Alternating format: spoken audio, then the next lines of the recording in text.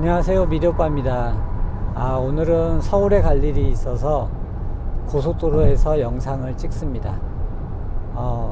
제가 오토크루즈를 누르고 반자율 주행으로 지금 가고 있기 때문에 되게 안전하니까 운전하면서 영상 찍는다고 이렇게 뭐라고 안 하셨으면 좋겠어요. 거의 앞만 보고 지금 가고 있으니까 너무 걱정하지 마시고요. 오늘 드릴 말씀은 공간에 대한 이해, 그러니까 공간의 중요성에 대해서 말씀을 드릴게요. 이런 민박집이나 카페나 결국에는 이 공간을 빌려주는 임대업이거든요.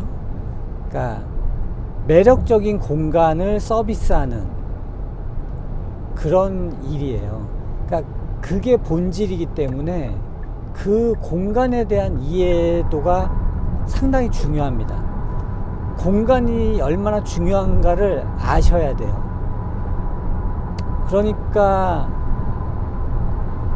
여러분들이 민박집이 같은 지역에 있어도 어느 펜션은 예약률이 굉장히 높고 어떤 펜션은 같은 지역에 있는데 예약률이 많이 떨어지는 경우가 있어요.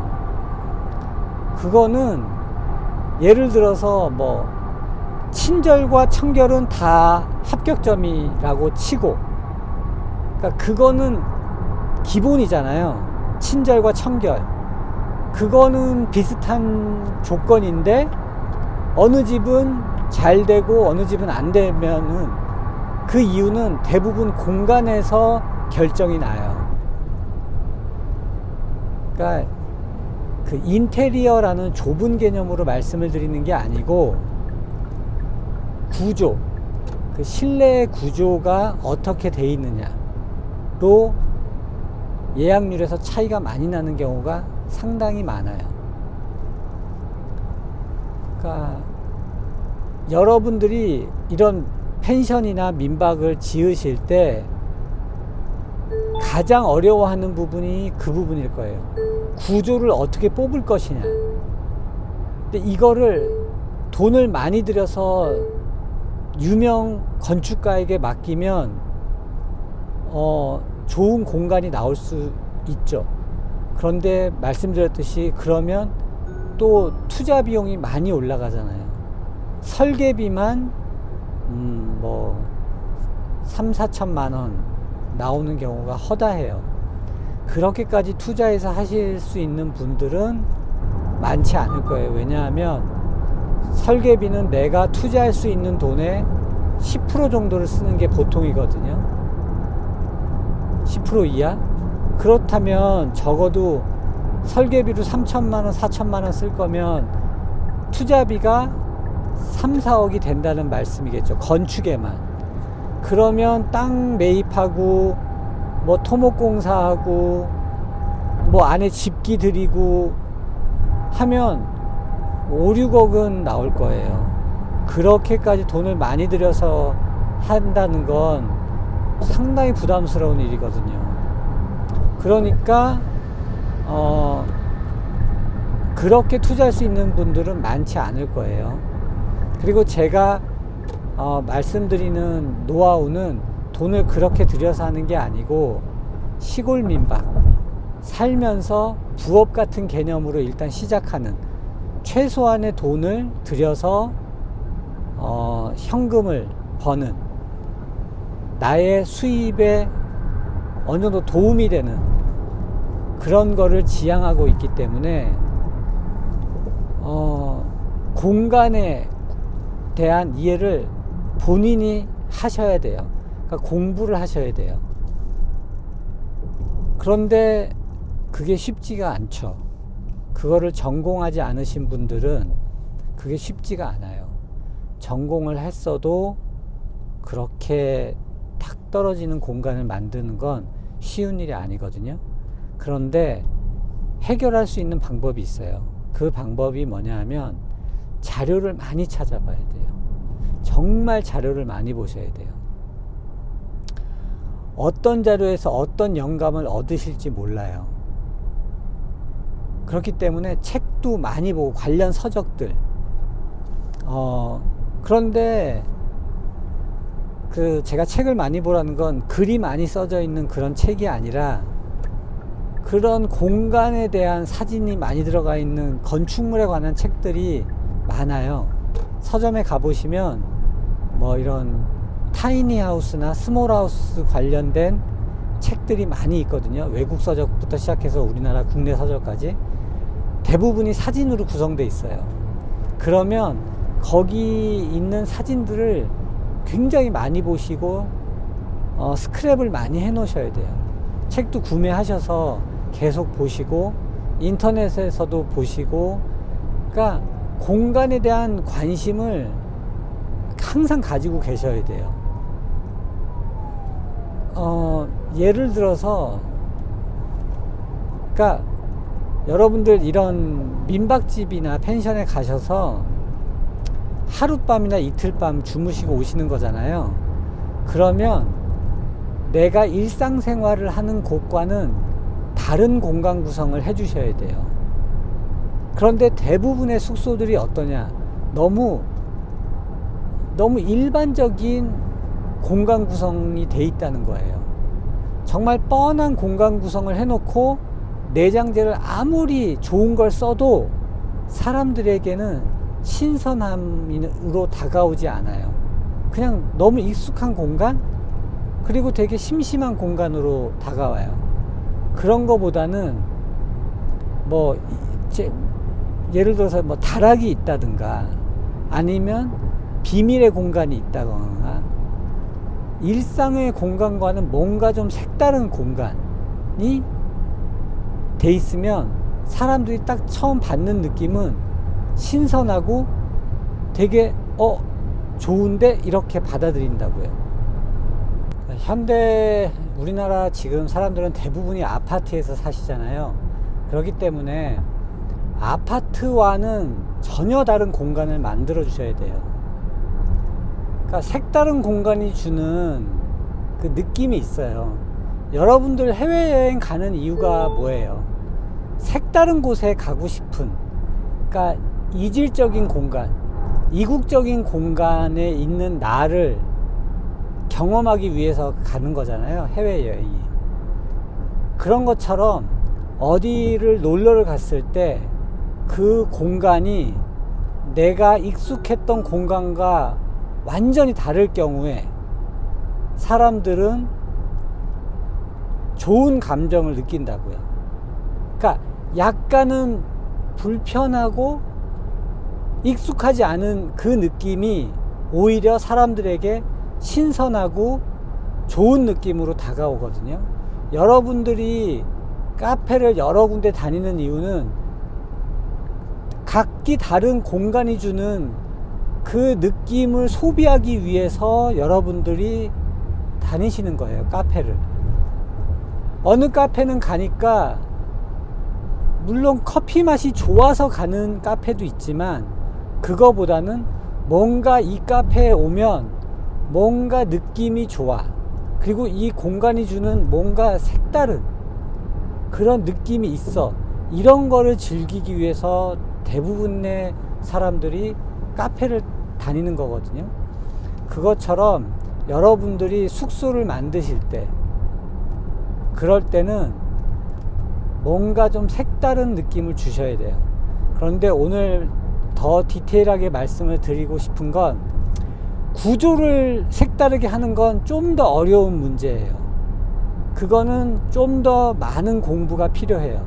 그런데 기본적으로 다 들어가는, 집이라고 하면 기본적으로 들어가는 그런 오브제를 가지고도, 그러니까 구성하는 요소들을 가지고도 색다르게 배치함으로써 다른 느낌을 줄 수가 있어요. 자, 예를 들어 드릴게요. 먼저 창문을 예를 들어 드리면, 여러분들 지금 살고 있는 집의 창문은 보통 보면 벽의 가운데 부분에 위치하고 창의 크기도 다 비슷하고 열리는 방식도 다 똑같죠. 대부분이 뭐 이렇게 옆으로 여는 문이 많죠. 뭐 요즘 아파트들 같은 경우는 이렇게 틸팅이라 그래가지고 뭐 위만 살짝 열리거나 아래만 살짝 열리거나 뭐 그런 방식도 있지만 대부분이 이렇게 옆으로 여는 문이 많아요. 그런데 위치도 보면 약 90cm 높이에서 시작해서 일정 크기의 창이 뚫려 있죠. 그런데 그 창의 위치를 바닥과 거의 같은 바닥 그 높이까지 내려버리는 거예요.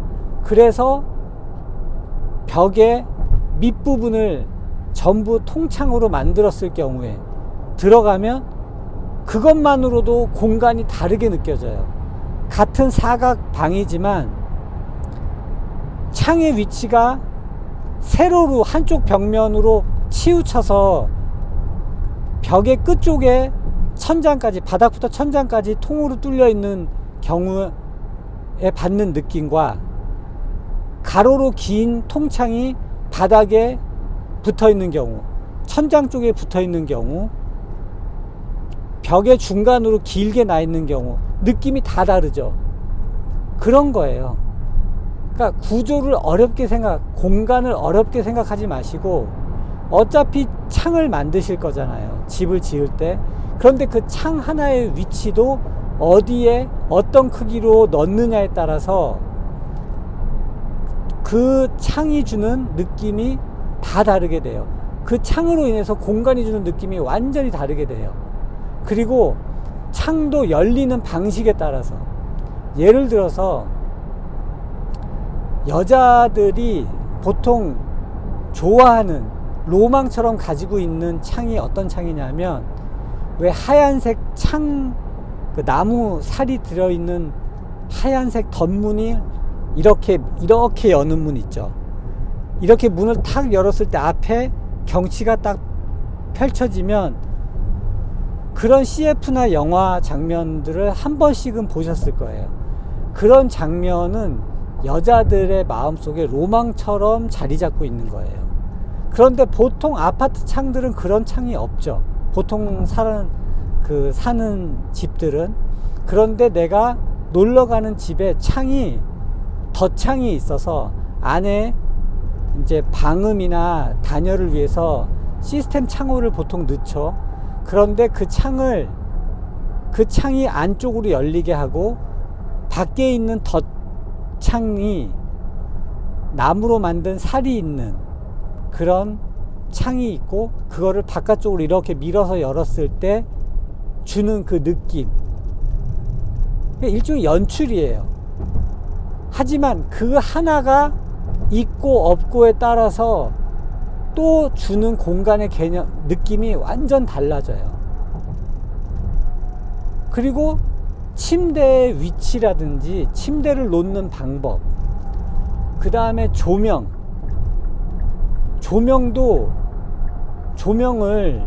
어떻게 배치하느냐에 따라서도 느낌이 완전히 달라지는 거예요. 그런 게 다 공간을 이루는 요소고, 그런 요소들을 어떻게 배치하느냐에 따라서 개성 있는 공간을 얼마든지 만드실 수 있는 거예요. 방문 하나만 봐도 그래요. 예를 들어서 방문을 일반적인 그냥 문을 만들어서 달면 색다름을 줄 수가 없죠. 전혀. 그냥 보통 집에 있는 보통 방문일 거예요. 그런데 그 방문을 한옥에서 영감을 받아서 옛날 우리나라 그런 나무살이 있는, 격자무늬 나무살이 있는 창호지 문을 돈을 좀 들여서 그거를 만들어서 방문으로 대체를 했을 경우, 그 방문 하나가 주는 또 다른 느낌이 있다고요. 그런 게 다 연출이고, 그런 게 다 공간을 이루는 요소예요. 그러니까 제가 지금 영상으로 구조를 이렇게 비틀거나 구조를 색다르게 만드는 방법에 대해서 설명드리기에는 너무 어려워요. 정말 그거는 공부를 더 많이 해야 되고, 약간 뭐 흔히 말해서 행동 심리학이나 아니면 그런 거 다 UI적인 면에서 접근하는 방법이 있어요. 그런데 그런 것들은 더 많은 공부가 필요하고 좀 더 전문적이에요.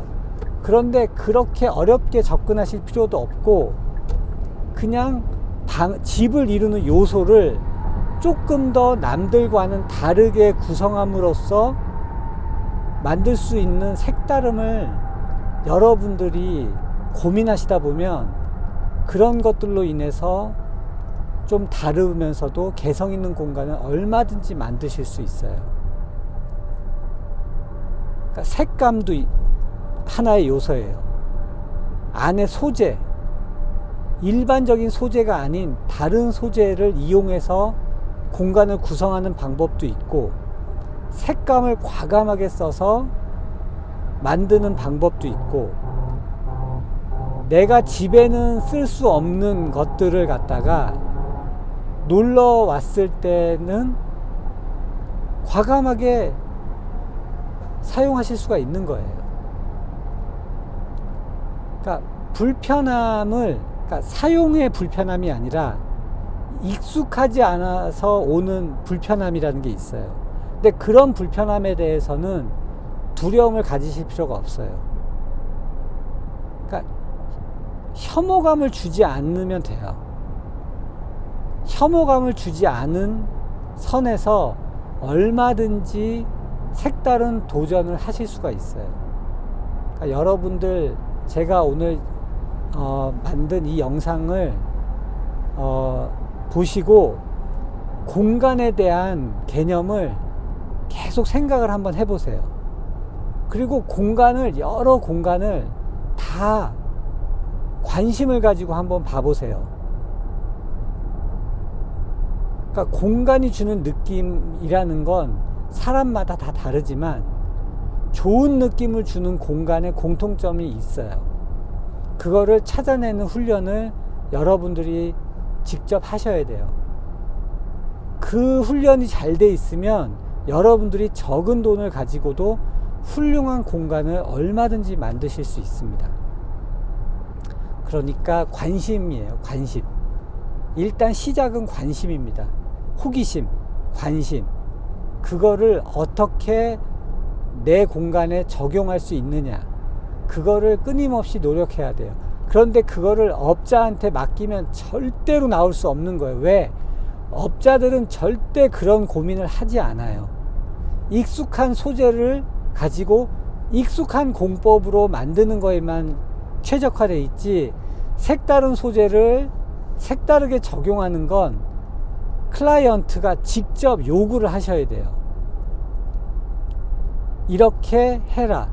여기서 발생하는 하자는 내가 책임질 테니까 걱정하지 말고 이렇게 해달라고 적극적으로 요구를 하셔야 돼요. 그래야지만 색다른 공간을 만드실 수가 있습니다. 그러면 일단 오늘 영상은 여기까지 하겠습니다. 감사합니다.